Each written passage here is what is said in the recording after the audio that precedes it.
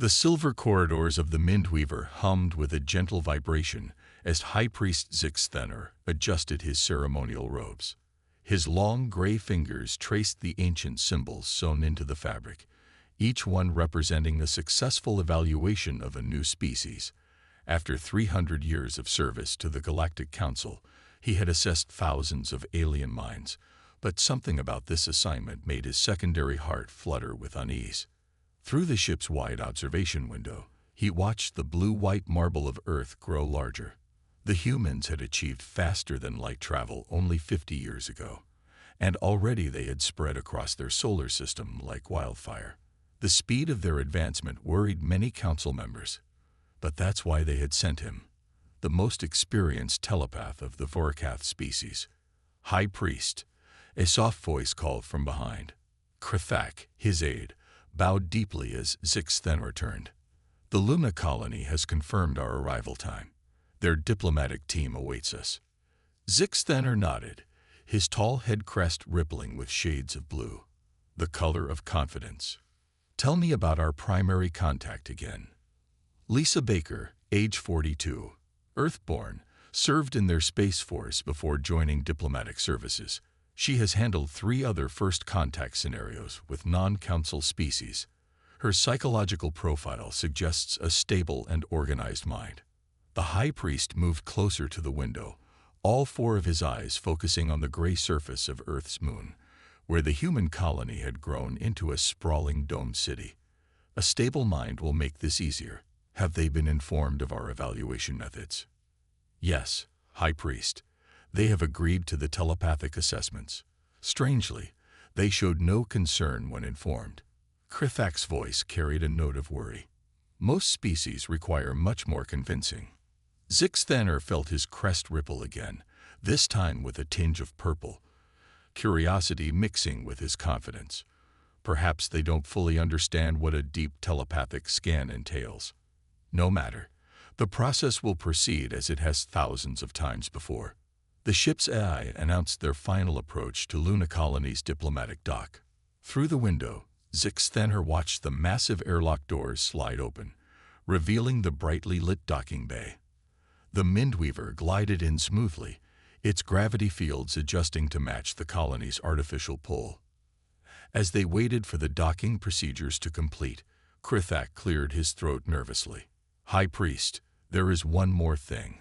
We've received some unusual reports from our advanced scouts about human mental patterns. They say. Zix Thanner raised a hand, stopping his aide mid-sentence. Krithak, you're concerned as you credit, but remember, I have read the minds of the Dreamweavers of Centauri, the quantum consciousness of the Helix Collective, and even the living stars of the Andromeda Core. Human minds, however unusual, are still biological patterns. They cannot be more complex than those. The docking clamps engaged with a soft thud, and the ship's AI announced a successful seal with the station. Zix Thanner straightened his robes one final time and began walking toward the airlock, his long strides full of purpose. Behind him, Krithak hurried to keep up, his crest showing flickers of deep green, the color of fear. As the airlock cycled, Zix Thanner prepared his mind, drawing upon centuries of experience. The humans would be evaluated, just like every other species. Their minds would be read, their potential for violence assessed, their capacity for cooperation measured. It was a simple process, one he had performed countless times. He had no way of knowing that in less than one Earth day, he would regret his confidence more than anything in his 3 centuries of life. The diplomatic reception room of Luna Colony sparkled under artificial sunlight. Lisa Baker stood with perfect posture, her blue uniform crisp and neat. Next to her, Joe Martinez fiddled with his collar, still not used to the formal diplomatic wear after years in engineering. Stop fidgeting, Lisa whispered. They're about to come through those doors. The airlock cycled open with a soft hiss. High Priest Zix Thanner had to duck slightly to enter. His tall frame nearly touched the 8-foot ceiling. His aide, Krithak, followed close behind, both aliens' crests shifting through shades of blue and gold in the bright light. Lisa stepped forward and performed the greeting gesture they had practiced. right hand over her heart, left hand extended palm up.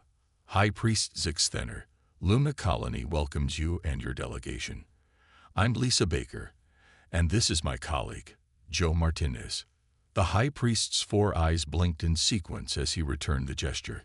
His voice was deeper than Lisa expected, with an odd musical quality.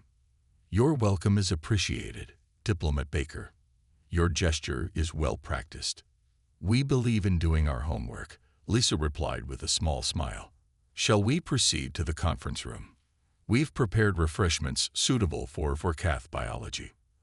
As they walked through the station's corridors, Zix Thanner began his preliminary assessment.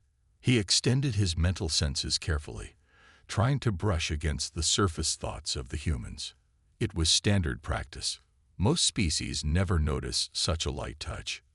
What he found made him stumble mid-step. Lisa's mind felt wrong. Where he expected to find clear surface thoughts, he found layers.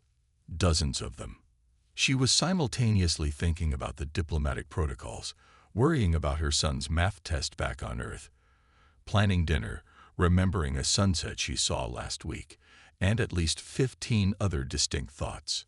All at once. Are you all right, High Priest? Lisa asked, reaching out to steady him.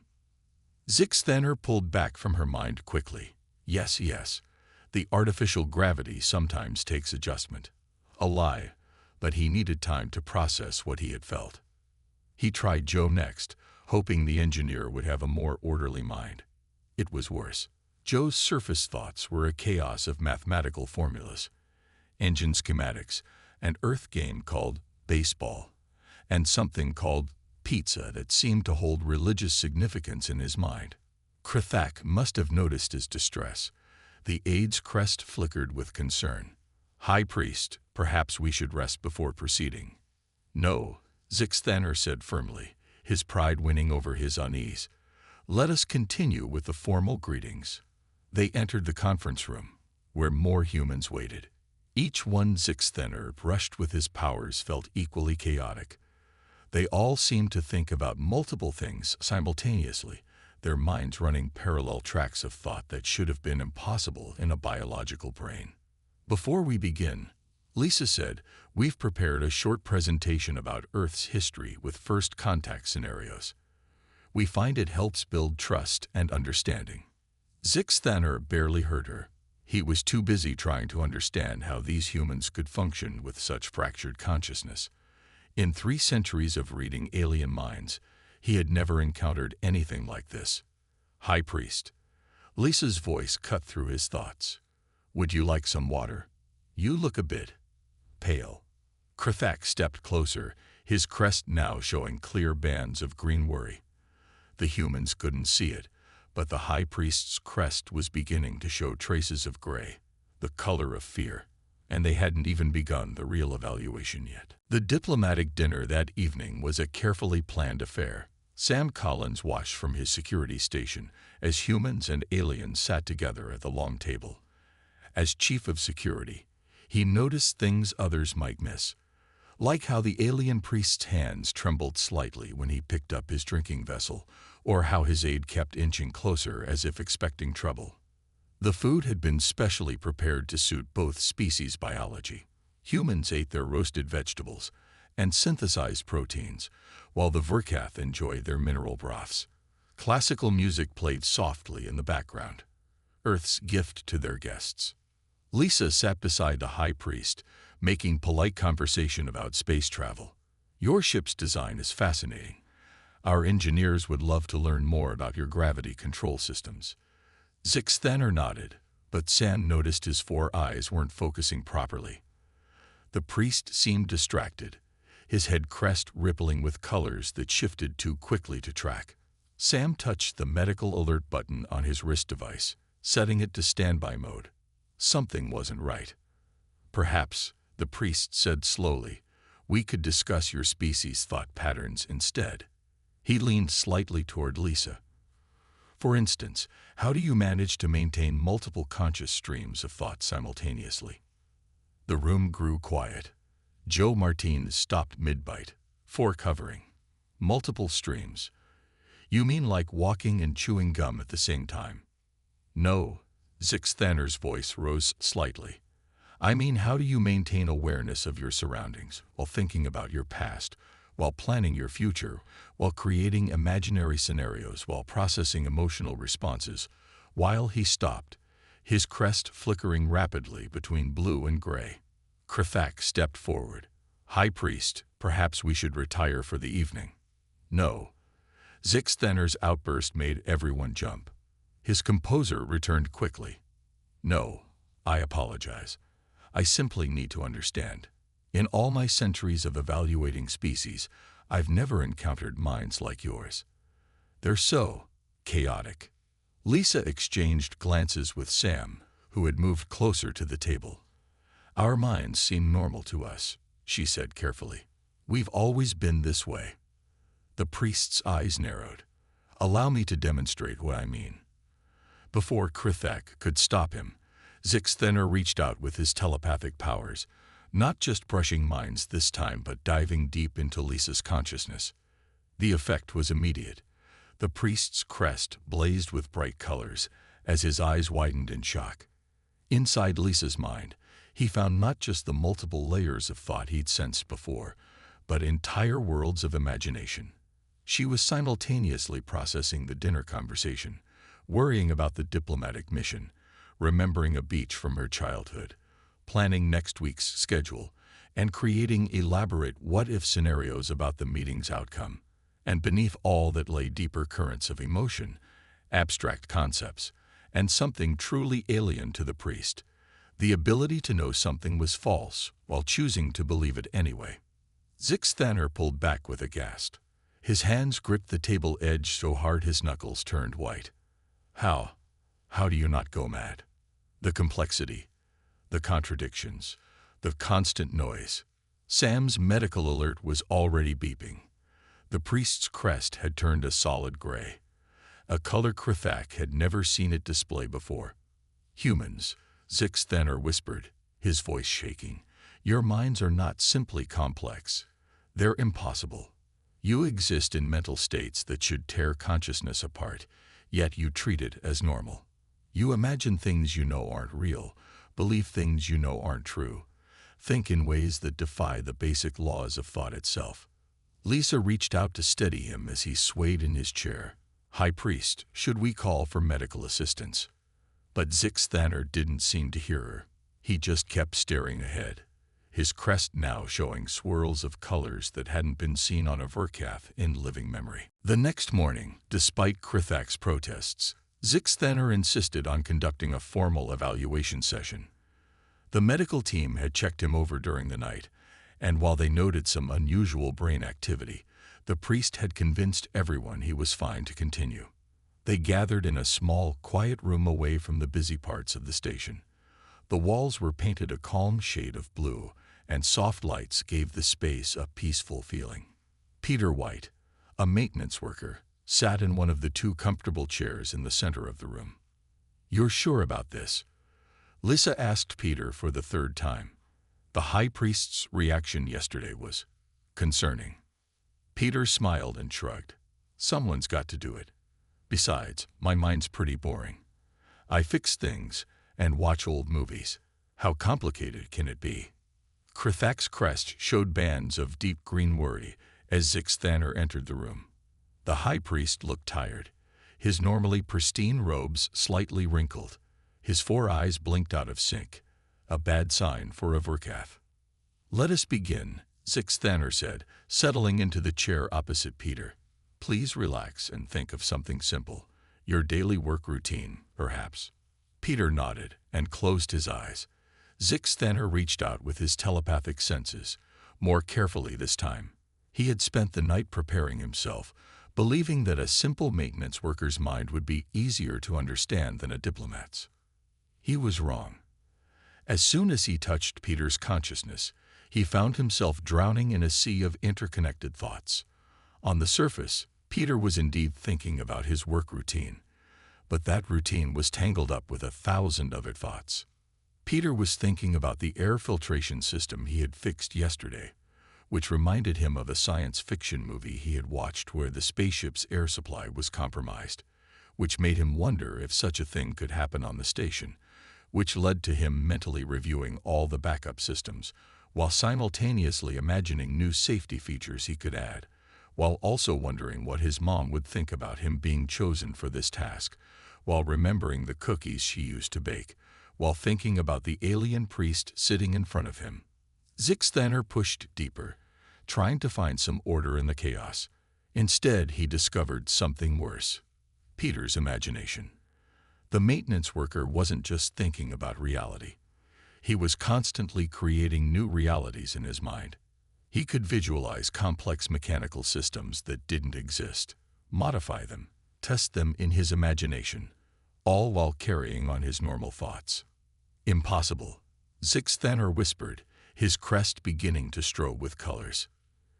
You're making things that aren't real, seeing things that don't exist, changing reality inside your mind. Peter opened his eyes, concerned. Are you okay? Should I stop thinking about the anti-grav skateboard I'm designing? You're designing, but you're not an engineer, but you can see it. But it's not real, but you can make it real. Zix Thanner's voice took on a strange echo. His crest was now cycling through colors faster than anyone had ever seen. Krithak rushed forward. High Priest, we must stop this now. But Zix Thanner didn't seem to hear. He was locked in Peter's mind, watching in horror as the human casually reshaped reality in his imagination, created and destroyed possibilities, and held multiple contradicting ideas all at once without any sign of distress. How? The priest's voice cracked. How do you contain such chaos? How do you stay sane with so many realities in your head?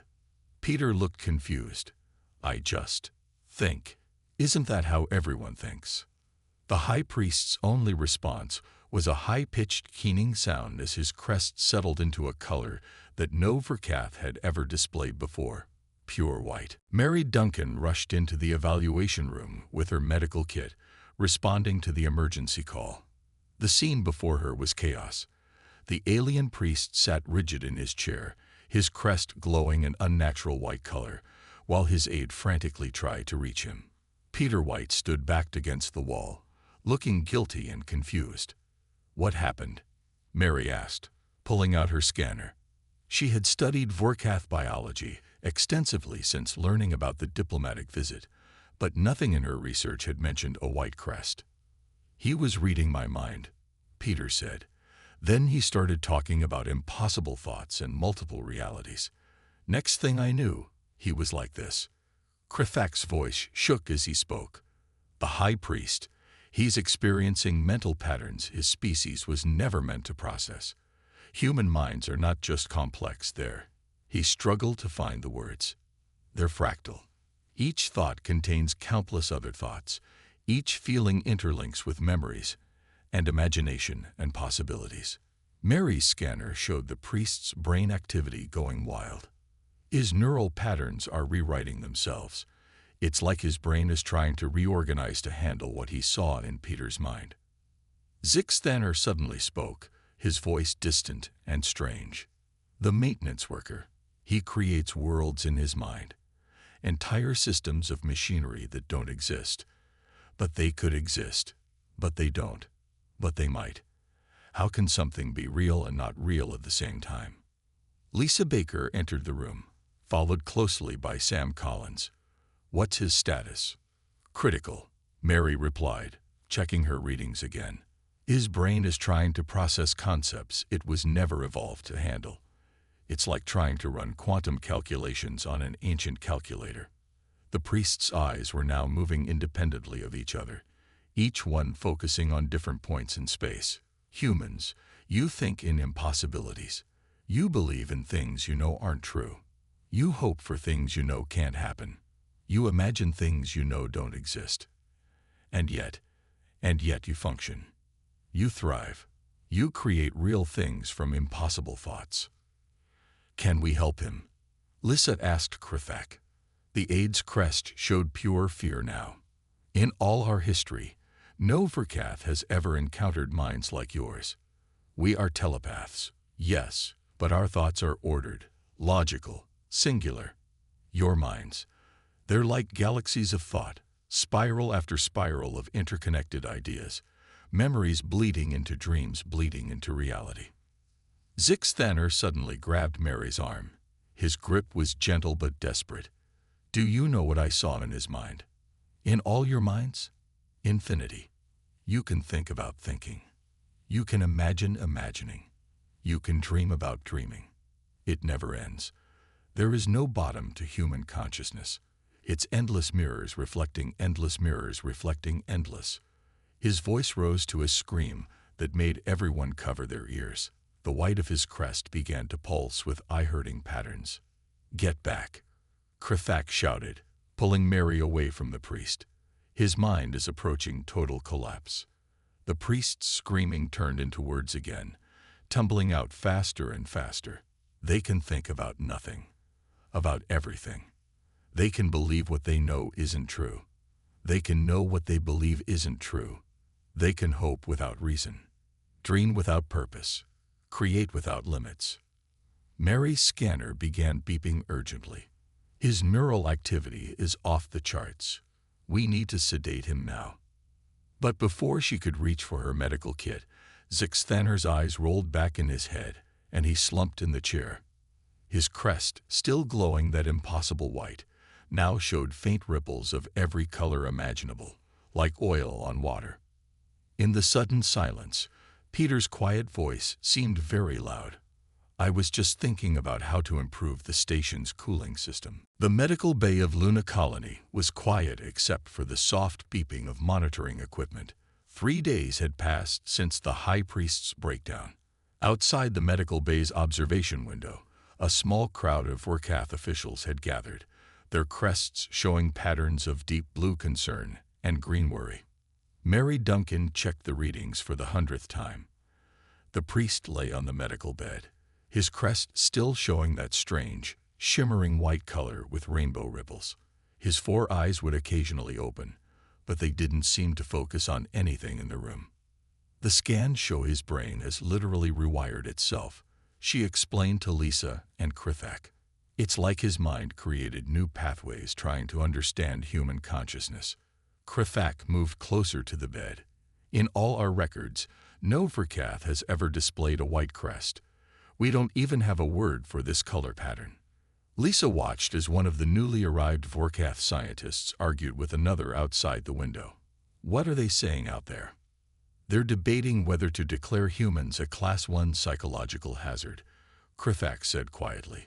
Some want to quarantine your entire species. Because we think differently? Lisa asked, surprised. Krithak's crest rippled with frustrated colors. You don't understand. Your minds aren't just different. They're dangerous. You casually handle thought patterns that broke our most experienced telepath. You imagine impossible things and then make them real. You believe contradictions. You hope without evidence. You dream without.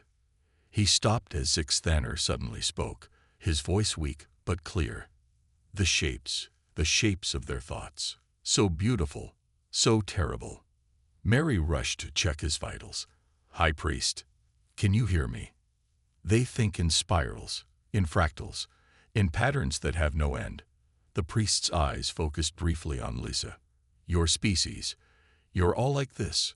All of you can imagine, can dream, can think about thinking. Yes, Lisa said gently.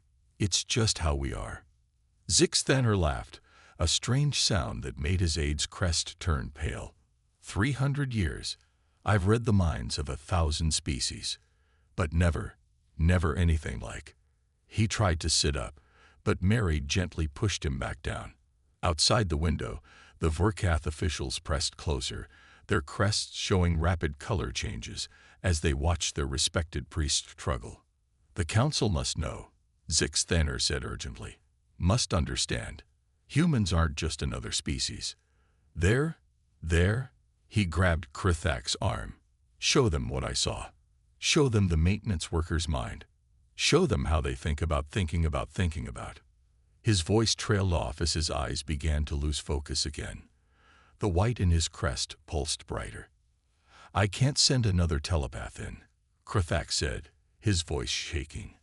Not after seeing what happened to you. The priest suddenly smiled, an expression none of them had seen on a Verkath before. Beautiful, terrible, infinite. How do they bear it? How do they carry such vastness in their minds, and still function? Mary's monitors began beeping faster. His neural patterns are spiking again. Everyone back. But Zix Thanner kept speaking, his voice growing fainter. Tell the council. Tell them humans must join. Must be watched. Must be studied. Must. His voice faded into unintelligible whispers about mirrors in dreams and thoughts that fought themselves. Lisa looked at Krithak. Will he recover? The aide's crest showed a color pattern of deep sorrow. His mind touched infinity inside your human consciousness. How does one recover from seeing infinity? 2 weeks later, Lisa Baker stood before her computer screen, reading the final report from the Galactic Council. Behind her, Joe Martins and Peter White waited nervously. The Council's decision about humanity would affect everyone's future. Well, Joe asked, unable to wait any longer. What did they decide? Lisa slowly sat down, her eyes still scanning the document. They're accepting us into the Galactic Council, effective immediately. Peter blinked in surprise, even after what happened to their priest. No, Lisa said softly, because of what happened to their priest. She turned the screen so they could see the report. At the bottom was a short message, written by Zix Thanner himself during one of his lucid moments at the Verkath Medical Facility, where he was now staying. In 3 centuries of evaluating species for the Council, I have touched the minds of beings who could bend space, who could speak to stars, who could reshape matter with a thought. But I had never encountered minds like those of humans. They are not merely intelligent. They are infinite. Each human mind contains universes of possibility, endless layers of thought and dream and imagination, all existing simultaneously. Their danger lies not in weapons or technology, but in their ability to think in ways that defy the very nature of consciousness itself. They can believe in things they know are false. They can imagine things they know are impossible. Then, most terrifyingly, they can make these impossible things real. We cannot leave such beings unsupervised. We cannot risk them developing in isolation. They must be brought into the Council, not because they are ready, but because we must learn to understand them before they reshape reality itself with the power of their infinite minds. I write this from my sanctuary, where I spent my days trying to comprehend the concept of daydreaming that I found in the mind of a simple maintenance worker. Even now, weeks later, I can still feel the echoes of human consciousness in my thoughts. It has changed me forever. My final recommendation: accept humanity immediately. Study them. Learn from them. But never, ever underestimate the power of minds that can think about thinking forever. The report ended with a note that Zix Thanner had retired from his position and would spend the rest of his life in a meditation monastery, where he reportedly spent hours staring at blank walls and whispering about the beautiful fractals of human thought. So that's it? Peter asked. We're in. We're in, Lisa confirmed. Though they've added some interesting conditions. All telepathic species have to sign waivers before attempting to read human minds. And they want to study our thought patterns from a safe distance. Joe laughed. All this because we can imagine things. Because we can imagine things and make them real, Lisa corrected. Krithak explained it to me before they left.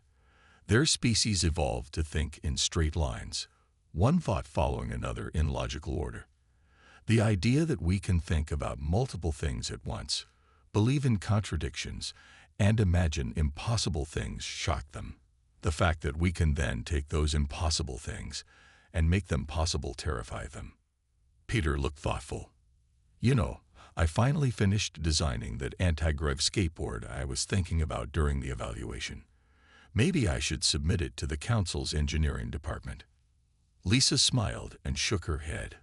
Maybe give them some time to recover from the shock of human consciousness first. After all, We have all the time in the world now. We're part of the galaxy's greatest civilization, and they're absolutely terrified of how we think," Joe added with a grin. "No," Lisa said, looking back at the priest's final words. "They're terrified of what we might think of next."